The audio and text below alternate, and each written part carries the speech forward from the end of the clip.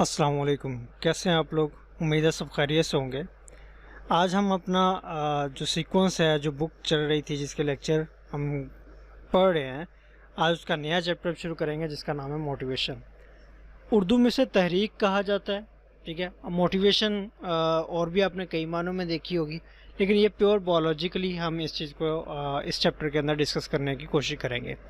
First of all थोड़ा सा आज का इंट्रोडक्टरी लेक्चर में देख लेते हैं कि ये बेसिकली मोटिवेशन होती क्या चीज़ है और आपकी साइकोलॉजी के अंदर इसकी क्या इंपॉर्टेंस है। सबसे पहले हम देखेंगे कि जो हमारा एक्शंस होते हैं, जो हमारे बिहेवियर होता है, जो हमारा बॉडी, जो हमारे जो ऑर्गन्स होते हैं वो परफॉर्म करते हैं, वो बेसिकली एक एक्सटर्नल इफेक्ट होता है जिसकी जो नुमाइंदगी करता है वो हमारे ऑर्गन्स करते हैं। वो किस लिहाज से करते हैं? सिचुएशंस देखते हैं, अपने अपने इंटरेस्ट देखते हैं, अपने एटीट्यूड्स और आपकी जितनी भी विशेज़ होती हैं, विलनेस होती है, उस सबको एक जगह पे इकट्ठा करें तो उसको नाम देते हैं हम लोग मोटिवेशन का। अब कुछ इसके फैक्टर्स होते हैं या कुछ इसके इंग्रेडिएंट्स होते हैं, बेसिकली वो चार होते हैं। चार को हम डिटेल में थोड़ा सा आगे जाके पढ़ेंगे। उनमें से मैंने आपको नाम अभी ले लेता हूँ। फर्स्ट ऑफ ऑल नीड्स आती है, फिर आपकी ड्राइव आती है, फिर आपकी स्ट्रगल वो इंसेंटिव आता है, देन फाइनली आपका अफेक्ट आता है। अब थोड़ा सा बैकग्राउंड में देख लेते हैं कि ये वर्ड की रूट्स क्या हैं। बेसिकली ये वर्ड जो मूवेर से निकला है, मूवर जिसके मायने होते हैं हरकत करना, मूवमेंट से निकला है लफ्ज़। तो मुहर्रक से फ़र्द जो सरगर्मी करता है, ठीक है, उसको हम लोग क्या कहते हैं? मोटिव्स कहते हैं। ठीक है, इसलिए बेसिकली हम कहते हैं कि यही जो एक फैक्टर होता है, ये बेसिकली आपके हर किस्म के बिहेवियर की एक रीज़न बनता है। नेक्स्ट देखते हैं हम लोग फर्दर जो इस चीज़ के अंदर प्योर साइकोलॉजिकली इसके अंदर देखते हैं कि जो फ़र्द का किरदार की वजह जो बनती है चीज़, उसे हम लोग कहते हैं मोटिव कहते हैं या मुहर्रक कहते हैं। जितने भी हम चीज़ों के देखते हैं कि जो मुहर्रकात होते हैं आपके या मोटिवेशंस या मोटिव्स जो होते हैं, वही किरदार की आपकी वजह। फॉर एग्जाम्पल, आप जिस मकसद के लिए जो काम कर रहे होते हैं, बेसिकली वही आपके किरदार को एक डायरेक्शन देता है। मुहर्रकात का जो बेसिकली स्टडी होती है वो किरदार की वजूहात का मुताला का नाम है। ठीक है, जब हम किसी काम के लिए हमारा कोई ऑर्गन होता है आमादगी, ठीक है, या मान जाता है, तो उसे हम क्या कहते हैं? मोटिव कहते हैं। अब एक छोटी सी डेफिनेशन देख लेते हैं जनरल टर्म में। ऐसा अमल है जिसमें फ़र्द के अंदर से एक ख्वाहिश उभरती है, और ये जो ख्वाहिश होती है इसको हम इंग्लिश में डिराइव कहते हैं, ज़रूरत कहते हैं। इस ख्वाहिश की तस्कीन के लिए मकसद जो होता है उसका तरीक़ेकार का तयन किया जाता है। ठीक है, इसको हम लोग क्या कहते हैं? मोटिवेशन कहते हैं। अब हम चंद एक डेफिनेशन देख लेते हैं। सबसे पहले रश के मुताबिक जो मोटिव होता है वो ऑर्गन की एक ऐसी इंटरनल सिचुएशन होती है जो उसे किसी मोटिव या मकसद या किसी गोल को हासिल करने के लिए उसे तगदो पे मजबूर करती है या उकसाती होती है।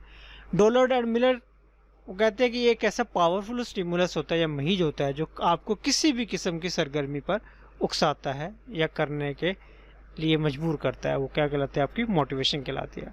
वुडटेकर के मुताबिक ये इसमें वो सारे अमाल शामिल होते हैं जो कि हम अपने मकासद की तकमील के लिए, उसे पूरा करने के लिए जो भी आप बिहेवियर इस्तेमाल करते हैं, वो सारा सारा इस चीज़ के अंदर आता है। कोफर के मुताबिक ये बेसिकली वो कहता है एक्सटर्नल ऐसी कॉम्प्लेक्स सिचुएशन होती है जो कि आपके ऑर्गन्स में तरगीब और मकसदी सरगर्मी पैदा करके ऐसे वज़ाइफ जो फंक्शंस होते हैं उनको तक़वियत देती है जो मकसद की तरफ लेके जाते हैं, या उनके वज़ाइफ को कम या ख़त्म करती है जो मकसद के रास्ते में रुकावट बनती है। तो ये सारे जितने भी प्रोसेस या जितनी भी डेफिनेशन हमने देखी, इसके अंदर एक चीज़ तो कंफर्म है कि ये बेसिकली एक मेंटल एक्टिविटी है, मेंटल प्रोसेस होता है, जबकि मुहर्रक जो होता है वो उसका प्रैक्टिकल वर्कआउट होता है। अब हम देखते हैं कि इसकी कैरेक्टरिस्टिक्स क्या होते हैं। कैरेक्टरिस्टिक्स में जस्ट इतना ही है कि ये एक बेसिकली एक कंटिन्यूस अमल होता है। ठीक है, आपको पता है जैसे ही आपकी एक ख्वाहिश पूरी होती है तो आप नई जन्म लेती है। ठीक है, जैसे ही आप फॉर एग्जांपल आप पानी पीते हैं, थोड़ी देर बाद फिर आपको प्यास लग जाती है, खाना खाते हैं, अगले टाइम में फिर आपको भूख लग जाती है। तो ये बेसिकली एक साइकोलॉजिकल प्रोसेस चलता ही रहता है। ठीक है, तो ये इसको मोटिवेशनल सीक्वेंस भी कहते हैं। फर्दर देख लेते हैं हम लोग होम्योस्टेसिस। होम्योस्टेसिस का मतलब होता है कि इक्विलिब्रियम होना, आपके बॉडी के पार्ट्स जितने जो नॉर्मल सिचुएशन के अंदर उसी हालत में हो तो हम उसे होम्योस्टेसिस कंडीशन कहते हैं। अब मोटिव जब आपका आता है, जब आप इस अमल के अंदर ये जो इक्विलिब्रियम या होम्योस्टेसिस का जो प्रोसेस है इसमें कोई गड़बड़ होती है ना, तभी आपका ये मोटिवेशन का प्रोसेस क्या होता है? शुरू हो जाता है।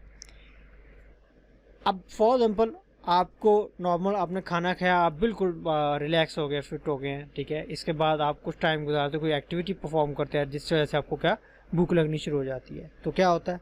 वो आपका होम्योस्टेसिस का जो प्रोसेस होता है वो चलना शुरू हो जाता है, वो बिगड़ जाता है, उसके अंदर कमी बेशी हो जाती है, तो जिसके लिए आपको एनर्जी ज़रूरत पड़ती है और आप लोग इस तरह कोई ना कोई जो फूड होता है उसे कंज्यूम करना पड़ता है। अब फर्स्ट शुरू में हमने बात की थी वो फैक्टर्स कौन कौन से हैं, वो बेसिकली है ये देखें, नीड है, ठीक है, ड्राइव है, इंसेंटिव्स और इफेक्ट है। अब इनको डिटेल में हम देखते हैं। फर्स्ट ऑफ ऑल नीड से मुराद ये होती है कि जब भी आपकी होम्योस्टेसिस के अंदर कोई प्रॉब्लम आती है या जो अम्लत तवाज़न जो आपका इक्विलिब्रियम पोजीशन होती है, नॉर्मल स्टेट ऑफ बॉडी जो होती है, आप उसके अंदर किसी किस्म की कोई प्रॉब्लम आती है या कुछ भी कमी होती है, तो आपकी सबसे पहली जो चीज़ अमल में आती है वो आपकी ज़रूरत बनती है। ज़रूरत में आपको प्यास लग गई है, प्यास आपकी बॉडी के अंदर जो होता है आपके ग्लूकोज लेवल कम करती है, जिसकी वजह से आपको थकान सी महसूस होती है और प्यास लगना शुरू हो जाती है। तो उस वक्त आपको क्या चाहिए होगा, आपकी ज़रूरत क्या होगी उस वक्त, पानी होगा आपकी ज़रूरत, ठीक है। तो हम इसको क्या बोलेंगे, नीड्स बोलेंगे या ज़रूरत बोलेंगे, ठीक है। ये होम्योस्टेसिस के अंदर ख़राबी की वजह से ही होता है। अब इसको बाकी जो इसकी डेफिनेशन के अंदर जो एग्जांपल है वो आपने खुद देखिएगा। दूसरी चीज़ इसके अंदर है ड्राइव, उर्दू में अंगेज़श कहते हैं इसे, ठीक है। जब भी आपकी होम्योस्टेसिस की कंडीशन होती है, ठीक है, अब ड्राइव, आपको पता है आपको पानी की ज़रूरत है, ठीक है। अब आप डेफिनेटली आप पानी आपने सोचा तो आपके पास पानी तो नहीं आने वाला, ठीक है। Definitely you will have to perform some activities, कि आपको कुछ करना पड़ेगा, आपको उठना पड़ेगा, पानी की तलाश करनी पड़ेगी।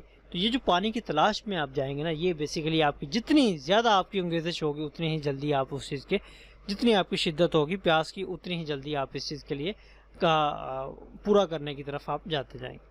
न्यूकॉम के मुताबिक मुहर्रक के नतीजे में पैदा होने वाले तनाव, जो भी आपकी फ्रस्ट्रेशन होती है, जो भी आपके अंदर एंग्जाइटी आती है, तो ये सारे क्या होते हैं इसके अंदर। सिंपली ये देख लें, चाय अगर किसी पीने वाला ज़्यादा है, कोई एडिक्ट है चाय का, तो उसे चाय ना मिले तो उसके सर में दर्द शुरू हो जाती है। इस तरह नशे करने वाले को भी इस तरह उसकी जो बॉडी के अंदर जो भी फ्रस्ट्रेशन आती है वो इसी का ही प्रोसेस होता है। कुछ लोग इसे फ्रस्ट्रेशन, एंग्जाइटी और डिप्रेशन सारा कुछ एक ही कहते हैं, ठीक है। वो कहीं ना कहीं इसको जस्टिफाई करता है चीज़ों को।